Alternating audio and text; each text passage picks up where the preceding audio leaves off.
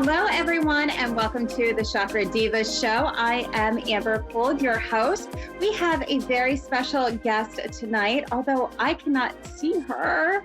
I don't see her on the screen anywhere, but I can hear her. Okay, fantastic. Well, I'm just going to speak and talk and see how this rolls. It says LA where she is. It's like, it's a dog.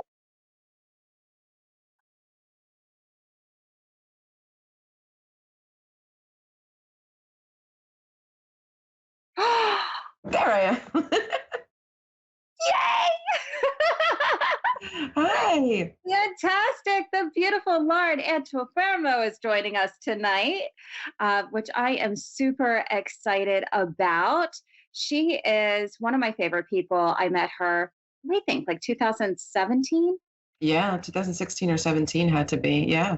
Yeah, it's been a very long time. And I don't normally form friendships online. However, like Lauren's infectious. Like as soon as you talk to her, you want to be her friend. You want to get to know her more. So we have talked and connected for the past few years. And I want to have her on tonight because of her wisdom, because of her connection, because of what she does. And she's just amazing all around to be able to introduce you guys to her. So, Lauren, your title is Spirit Guide. I like to spiritual guide and mentor and channel. Fantastic. And she works in the field of astrology and also with the angels and also in the Akashic records. So she has amazing abilities all around.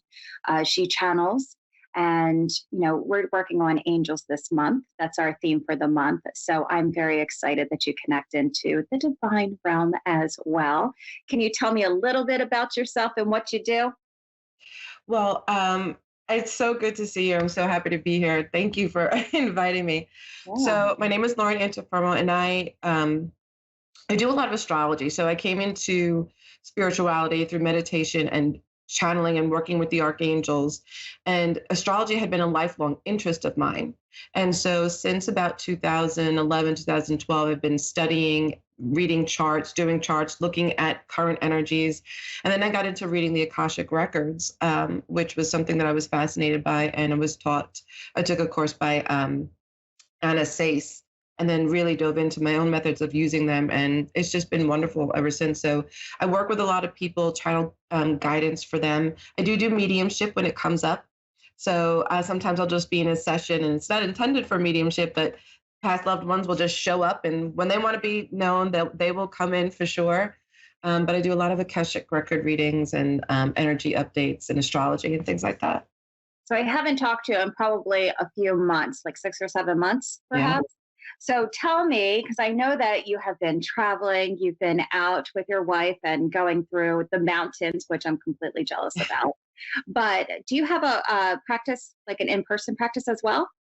I do. I work in this amazing woman. I met this amazing woman. She owns the Angelic Energy Healing Center here in Warner Robins, Georgia, and she was looking for a partner. And we just, by synchronicity, like just happened to meet up. I was looking for a space, like an office, to meet in-person clients with, and I just made a random post on Facebook. And my next door neighbor, Katie, was meeting with her that day, and she told her about me, and she saw my post, told her name is Kathy, told Kathy about me, and now I have an office in Warner Robins and I take in-person clients. It's been amazing. I love that because we've always worked online for so long. So to be able to be in person is such a different connection, and it's just a flow of different energy, right? It's very personable, I think. Yeah, extremely. And you get to meet people and like just work with them and create relationships more, even, especially when they're local and they want to, come visit with you again. And I really love like having that touch in the community and having the space. And because it's in Warner Robins, Georgia, and it's not, it's not common here, like to have like a metaphysical or energy healing center, but it's up and coming. There's more and more people interested in that type of thing here. And I'm loving being one of the people that can offer services like this. We need a lot of Laurens around us, let me tell you, okay? So she brings like a freshness to any kind of reading that you could ever want or ever have or ever receive. And I've come to Lauren a few times as well because I'm like, what are you getting? What's going on over here? She's just fantastic. So let's talk about this astrology that's going on. I don't know much about it. I know that we're in the first quarter moon, correct? Yes. Well, yeah. And that's a great time. We just had the Pisces new moon. We just had Mercury. I think it was today, move into Pisces. And Mercury is the planet of the mind. So Mercury in your chart represents how you think, what your logical mind does. And how it does it. The sign of your Mercury describes how your mind is. And with Mercury in Pisces, it's not so comfortable there because Mercury likes logic. It likes things to be straightforward. It likes information, and it involves tech. And you put it in a sign like Pisces, which is very dreamy, very artsy, kind of in the clouds a lot. But it's very connected to spirituality. So people may feel a little bit more, like their mind wanders a lot. Dreams may get a little bit more intense. You might find you're forgetful a lot, but there's also a really beautiful place for creativity, for thinking of new ideas, for coming up with new things, thinking outside of the box, and also for connecting with spirit. You may feel yourself drawn towards more spiritual subjects at this time while Mercury's in Pisces. I love that. So I have been dreaming a lot. And my thing, you always write down your dreams. You keep a dream journal and you write down any symbols or anything that comes up because that's how spirit can connect with you and talk to you easily is through your Yes. dream. And I use my phone, right? So I put in the notes really quick and I just start to type. But then when I look over it in the morning, it doesn't make any sense whatsoever. It autocorrects whatever it said. What just happened here? But you're right, like dreams are completely intense lately. And I think we don't have like any direct issues, right? Like there's no retrogrades going on. There's nothing to Not like right now, no. We did have, in the United States anyway, we had something serious going on, but we do have the sun in Pisces and Neptune in Pisces. So a lot of Pisces energy right now. So again, same themes of Pisces. Dreams may get intensified, connection to spirit, um, things like that. For the United States, we've had this Pluto return. Pluto is the planet of death and rebirth. And when Mhm. it returns to the original spot of any birth chart, there's usually some kind of like changing of the guard. Usually something is shifting, a changing of power, a need to grow outside of fear and control. And something breaks down, but usually to gain insight and a bigger, powerful meaning. Like, so if power is imbalanced, this Pluto return will, correct that. And it's in the financial house of the United States. So we have seen obviously some financial issues, gas prices, things like that here. But I think at the end of the day, these planets are not, they don't do it. They just signify, it's like a clock. Astrology is like a clock. It signifies times of things when certain things themes, like at 6 a.m., it's, the sun is rising and, the sun is rising in the east, at 6 p.m., the sun is setting, on the other side. So the positions in astrology are like a clock and it tells you what's going on. So it doesn't cause these things to happen, but it tells you the themes of what's happening, what timing is going on and how the United States may be dealing with financial issues and the balance of power. So can you give any advice to us who are having issues in finances or in just taking all of this energy in from Pluto right now? Like, what advice could you give somebody to do? Journal, relax. What should they do? So, one of the major themes I think really to focus on would probably be these Aquarius energies that we've been getting. So, we have Saturn in Aquarius, and we were dealing with a lot of Aquarius energy, especially at the beginning of the year. And what I think, and throughout 2021, ever since we had this Pluto Saturn conjunction at the end of 2020, we've been changing a lot rapidly. It Mhm. seems like things are changing like by night. Like we're not able to just get on steady ground. Things seem tumultuous and crazy, and it's like the new normal. So I think the best advice that I have gotten is that internal peace, that that way of going internally and externally at the same time. Like externally, we're seeing a lot of changes, but we're also awakening. There's so many things changing rapidly because Aquarius is a social sign. It's a humanitarian sign. It's towards the future. So and it's about technology, things moving rapidly. It's an air sign. So we are in a period of rapid change and I would say destruction to the point of what isn't working. Like we had this destructive stage in 2020. And I know you asked me about finances for people, but I think it's about getting used to being more aware and getting away from, oh, I need this. This is me. This is a me. This is all about me, my bigness, my challenge to make more money and to see like keeping positive, keeping your strength up during times of, ooh, what's Spirit saying? Spirit saying, yeah, keeping the times in mind. It's not just about healing, it's not about healing the energy. It's about loving the people more, even as we go through crisis. It's about healing the awakening that's happening on earth with love. Okay. Thank you, Spirit.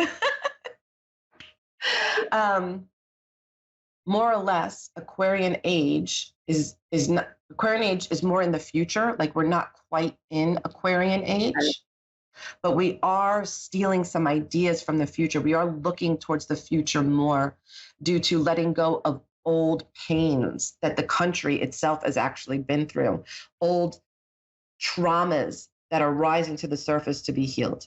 And I think we're doing this on an individual and collective level. Yes. The advice is to stay within the concept of your healing nature, the loving nature, instead of the fear that's being creeping across. Not that we don't do anything about it, but that we stay steady in the love. There's always something that happens when we say, I accept what is by receiving what is possible for the next stage, for the next development, And as philosophical as that sounds, I've gotten that message over and over. Stay open to what is, keep moving ahead while loving the self as we shed layers that no longer fit the energy that it's like healing energy that is coming in. We're not like left alone to just suffer. So if we can have a little bit of faith in that, I think that goes a long way. And it, not to bypass people who are really suffering, but I think that collective energy, when we do that, we reach out to help others. We don't stay isolated anymore. I just had a soul reading session with a client an hour ago, actually. And when I've been doing a lot of them lately. It's like looking at karma, looking at past lives. It's also looking at where you are right now and how to move through it. And the message was so clear that in hers and in others that I have seen, it's not just about us anymore. You know how you and I were trying to get to the top, right? So we have to shine. We have to be who we are and shine bright. And it's more of this beautiful unity and collective nature now. How can we all go together? How can we all shine together? Yes. So I feel like it's going to be breaking down these walls of this individual concept and looking more collective of how to raise everybody up together. I always said ever since I was little that we're all going to go this time. Like we're all going to make it over this time. And I'm like, we all go together. And I know that that's me in my own world, hoping, wanting that we receive and download this wisdom and this collectiveness together. But as long as I'm here, that is my message, to help raise everybody collectively so that we can assist each other, help each other. Oh my gosh, yes. For the next era to come. You are an Aquarius, my dear, and so am I in our moon. Is that correct? The moon signs, yes. We're both Aquarius moon signs. So yes. Yep. We're very like interesting. fire. I love that. So, and we have so with that Aquarius moon, we want to help and heal others. Like a lot of times our feeling of responsibility, it's like almost we can't connect with our own emotions sometimes. And what's funny is that we're both water sun signs, right? You're a Cancer, I'm a Pisces. Yep. But we have this air moon sign. And really, a lot of the times with an air moon sign, we want to intellectualize our emotions, or we want to do something about them. And with Aquarius, we kind of we pick up collective energy very easily, the people around us very easily. And it's difficult to stay focused on the self, right? With an Aquarius moon, we want to like, I don't want to work. There's a little bit of a shine, like, I don't want to work on me. I want to work on everybody else. Yeah, Right. absolutely. So, yeah. Even if you're in a public place, you naturally just read the energy of everybody around you. It's Yeah. just it's how it happens or how it works. And it's one of the reasons why I started doing the paranormal investigations, because I got so good at reading just rooms. Like you walk into a room and it has a certain signature to it. And you Yes. have to identify what's yours and what's not yours. And I've said that 100 times, right? Just because you have a thought doesn't mean it's your thought. Just because you have a feeling doesn't mean it's your feeling. I still have to remember that. I still have to remember that. And I think it's because I'm a Pisces and I can take things very personally sometimes and think everything is mine. But no, I still have to remember that. And you're right about that. I love that you're doing paranormal investigations, and I love that you're doing the soul readings. That's what I do in the Akashic record readings. We look at a past life and we go through like our karmic cycles. And when you look at your chart, anywhere Saturn is and anything in your 12th house are karmic patterns, and you can see what you're capable of. You can see what your biggest challenges are and what you came here to learn. And so, yeah, we come here with talents and with benefits, and we also come here with the challenges that our soul wants to learn. So I remember when I was little that I knew all of this concept. Like I was probably 7 years old talking to Jesus, channeling. And I remember him saying, you came here for a certain reason. You came here for soul growth. And I was like so defiant. Well, then I am not going to learn my lessons because I never want to die. I was like, once I learn my lessons, then that's going to be done. And Oh my I gosh. I don't want that, right? So he also Wow. taught me about karma. And I was like, well, I'm going to be the nicest person that I can possibly be to everybody so that I can, get rid of or clear out my past life karma and put Yep. in some new juju for me. Yes. A dharma. Create good dharma. Yes, absolutely. And that's just always how I've lived ever since I had that conversation. Like it's a real thing. The Akashic records are a real thing. You can go up and take out what we call it a book, right? Go Yes. check out a section of where you are. The first time I went up there and I saw it, it was the most beautiful colors I've ever seen in my life. Like this Mm, prestigious books everywhere. I think of like Beauty and the Beast, right? And she's yes. on it and like going all the way across all Oh these my books. gosh. And it was so gorgeous. And I remember seeing this round table and everybody was talking to me. And I didn't care what any of them said because it was the most prettiest place I've ever seen. And I popped right out of it because they're like, she's not getting it through. Like, we're supposed to learn lessons here. And I'm like, wow. Mhm. What was your first experience with going up to the Akashic Records? I always see like this table, this pedestal, when somebody gives me like the records, and the books can look really big, and everybody has their own room. And when I do it for other people, when I was doing it for other people, when I taught Akashic records to other people, like it was so beautiful. I could see everybody's had their own room, and there was a table like I love that you saw the table. Like you go and you can sit at this table and you can meet with people in your past. You can meet with people in your present. You can resolve issues there. um, and it was just like, and then they took us to another room where your higher self gave you a present or a gift to take Mhm. back with you, like almost to help you on the journey of whatever we healed there, we still had to heal in the 3D. So Yeah.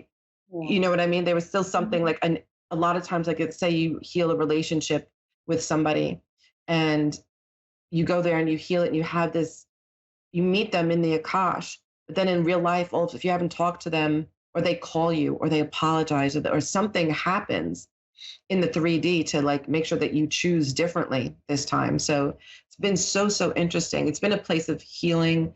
Going there, it looks gold and green to me. When I go in, at first it's like this round healing, and books all the way up to the ceiling. Yes.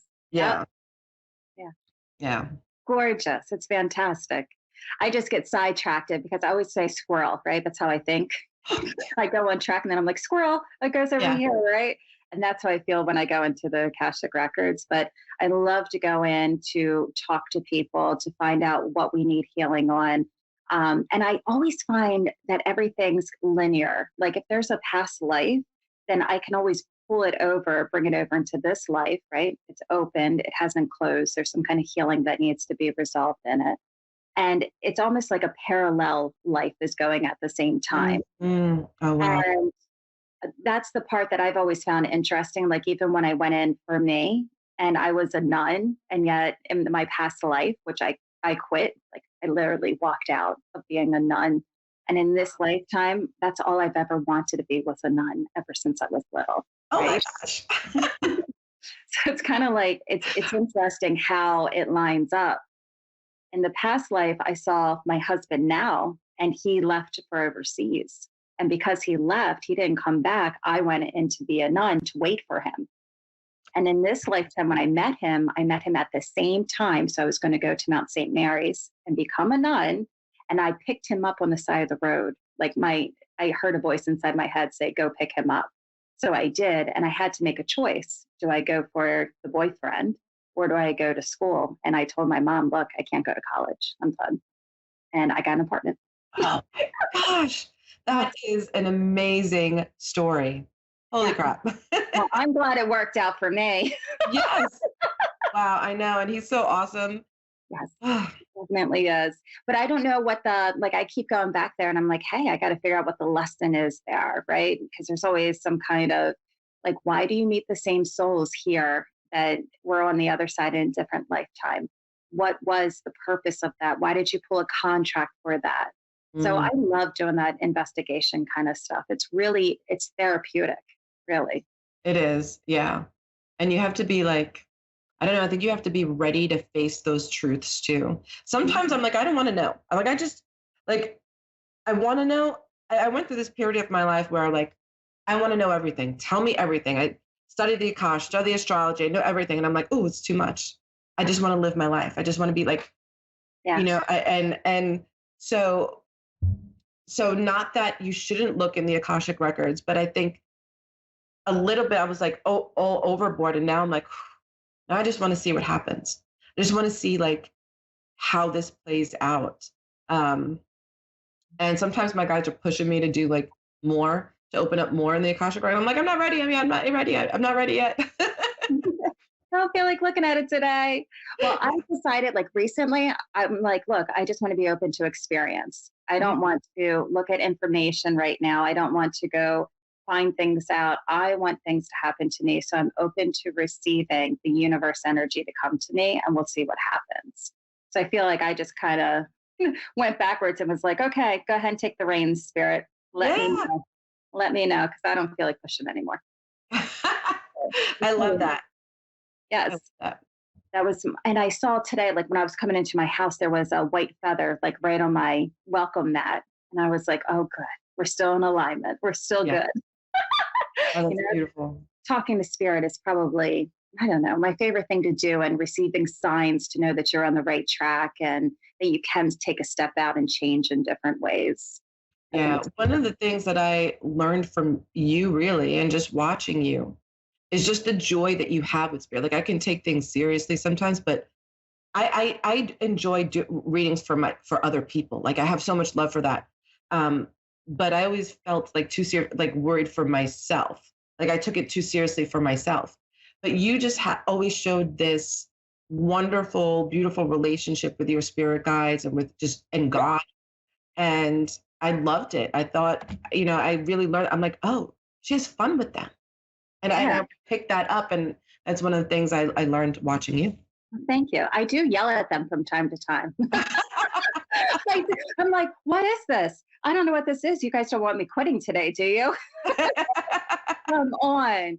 But that's how you grow is through challenges and Yeah. opportunities. There are always opportunities for growth. So that's how I like to look at them. Like, life is tough. And then at the end of the day, pull your hair up, do something, put on your stilettos, whatever it is, do something to make you laugh Yes. because I only have this moment and that's it.